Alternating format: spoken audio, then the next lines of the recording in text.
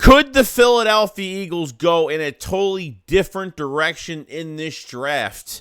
As much as we know what spots are kind of lacking right now, Howie Roseman might change things up this year. You might get surprised. I don't know, but definitely want to talk about that. And I want to see some other news as well with the Philadelphia Eagles. So let's get straight into it. Because I've seen enough horror movies to know any weirdo wearing a mask is never friendly.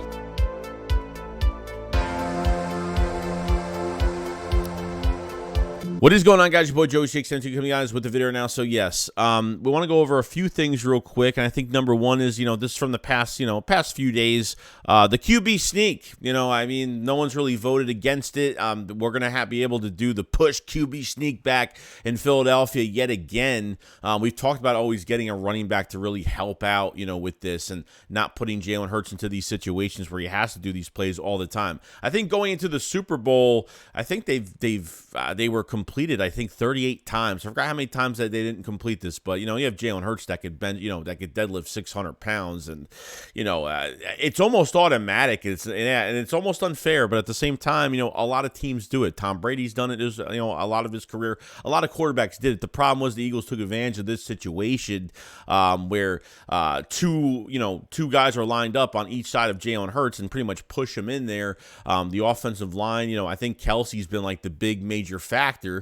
Because if one piece doesn't work out too well on that offensive line, that whole play is messed up. Obviously, if you go off sides in the Super Bowl with a QB sneak and then you fumble the ball, like, things happen. You know what I mean? So with a play like this, I think the Eagles will take advantage of it. And every team in the league complained about it last year, and it looks like it will not be taken out. And you know what? It doesn't mean that teams can't do this. So if teams really hate the Eagles doing this all the time, why don't teams just do it? So it is what it is. So we'll see. Down the road, like how much they will do this year. It's probably going to be a lot. I don't doubt it. I mean, when you have a yard to go, maybe even 2 yards, they push the pile really well. It was a big success last year on how they converted on some of these attempts. So let me know what you guys think about all that with the QB sneak and all that stuff.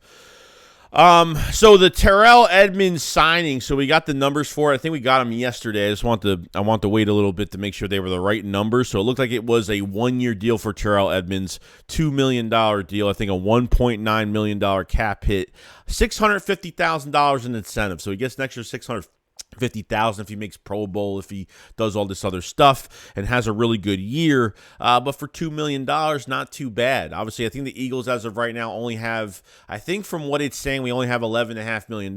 Yes, we did free up a lot of cap space with Lane Johnson, but Lane Johnson's contract came into effect. I don't know if the Mariota thing went through either, so I think they're back down to like $11.5 million. They're pretty much in a really good spot now to where they just wait it out and see what's going on in the draft. Doesn't mean that it's over yet. It doesn't mean that but those numbers could be wrong. I think from what I read, those are the numbers as of right now. $11 million, a little over $11 million, almost 12 in cap space. And I think that's where you're really at right now. Terrell Edmonds is obviously, I think a very exciting player. I think is a hard-hitting tackler, really good tackler. I think is a really good stopgap player. I think you got as much as Chauncey Gardner-Johnson was a really, really good player on playing safety for 1 year. You're bringing a guy that has a lot, obviously a lot more years under his belt, 26, 27 years old. And what really helps him is having really two really good outside corners that you were able to bring back this year, so his job will be a lot easier. And I think Edmonds is going to really make some plays. Seeing a couple of those interviews, what he had to say about Philadelphia and the culture here, and he said having those two outside cornerbacks that are very successful are going to make his job a lot easier, like I said before. So it was nice to hear that from him. And like I said, I think this is one of the most underrated signings we have. I think that the Nicholas Morrow sign, I think two really big underrated signings. Will they bring in another safety? Keanu Neal had a free agent visit a couple of days ago, could play, obviously, safety and outside linebacker, could be a really nice role player for us. They've already hit on this position 2 times already with Justin Evans and now Terrell Edmonds. So there's a lot. I think the safety position, the Eagles, I want to make sure that position was good, and they ended up paying a safety just $2 million for the year. So not too bad at all, just for a year contract and to kind of improve himself a little bit. And I think he's going to play really well with this defense, really, really well. So that is the contract. That is the cap space for the Philadelphia Eagles. If there's any other updates on cap or whatnot, I'll make sure to update that in another video to keep you guys informed with all of that. Now, we look into the draft in general, and as much as we look at these, the trenches, especially defensive line, or we're looking at Jalen Carter, we're looking at Will Anderson, we're looking at all these guys, Will McDonald, Miles Murphy. Like there's a lot of guys, Kalijah Cansey. There's a lot of guys in this draft. It's deep in this draft with defensive linemen. And then I kind of think to myself, what if there's a player out there they're secretly trying to get that no team has figured out the Eagles and what they're doing? Because really every other GM has figured out with the Eagles, they love the trenches. That's what they love. They would never draft a running back. As much as I want Bijan Robinson, it would be a shock. You know what I mean? It would be awesome. I think I think they would go in that direction offensively. But if they really wanted to go offense in this draft, because when you look at it, they went a lot of defense in free agency. They barely touched the offense besides Rashad Penny and, sorry, my allergies are messed up today. They haven't done much besides Rashad Penny and obviously bringing in Boston Scott. They haven't done much of anything offensively. So who knows what you're going to do? I mean, if they drafted an offensive lineman, like even getting Paris Johnson in here or even Peter Skoronski, like I really wouldn't be mad at it, just because Lane Johnson's only playing here for 2 more years. Lane Johnson's playing for 2 more years. You have Cam Jurgens that you really don't know if, he might pan out at right guard. Maybe the Eagles want to draft a first-round talent at guard this year, especially, not even just tackle. We're talking about tackles right now, but maybe even a guard that's out there right now. Maybe they don't have much faith in Cam Jurgens. I don't know. You know what I mean? The problem with this is I don't want this to turn into an Andre Dillard situation where they draft a guy in the first round, especially early, because Dillard was, 19, 21? I forgot what pick he was, but he wasn't that early. And then you go and you redshirt him for the year, and then, I don't want to waste a first-round talent to be sitting. That's the only, and I say it's not going to be an Andre Dillard situation, because I think the Eagles did him dirty in the beginning with Jason Peters already here, and then really after, 3 starts, 1 at right tackle, blew his confidence out of the water, and then then Dillard just started getting hurt every single year, and he was nothing more than a backup here now. Left guard, left tackle, whatever the case may be with that. So if you're out to get a prime tackle or whatnot, I mean, I think the Eagles are going to draft an offensive lineman within the first 3 rounds, I would have to expect. They might even take that second-round pick and might get another offensive lineman. But I think getting one early, I wouldn't keep it off the table. I think there is a huge possibility where the Eagles could draft a guy in the first round and say, hey, if there's a tackle or a guard out there or a guy that can play both positions that they really do like and feel like, let's give Cam Jurgens some competition at guard this year to play in between Jason Kelce and Lane Johnson, we'll definitely see. My own opinion about it, I think Cam Jurgens will work out. I think he will play really well. He was supposed to play a lot of guard last year last offseason when Kelce, before he had the orthoscopic, surgery on his elbow, he was supposed to play a lot of guard. But then he was kind of forced to play center full time in the offseason because Kelce wasn't going to Kelce was out until pretty much the first game of the season. So it's not the sexy pick, and I totally get that. This isn't the sexy pick at all. Not to get anything to get you excited about, but, I can't be mad at a move like this, because I feel like even making a move like this, it's really going to help your football team. I mean, you got to feel lucky that there's a team that cares about offensive line a lot. There's a lot of teams out there that barely hit on offensive line in the early rounds every year between rounds 1 to 3, and they just they add weapons and they add a good quarterback, and then just protection is just a big issue. The Philadelphia Eagles, that's why running backs have been successful here.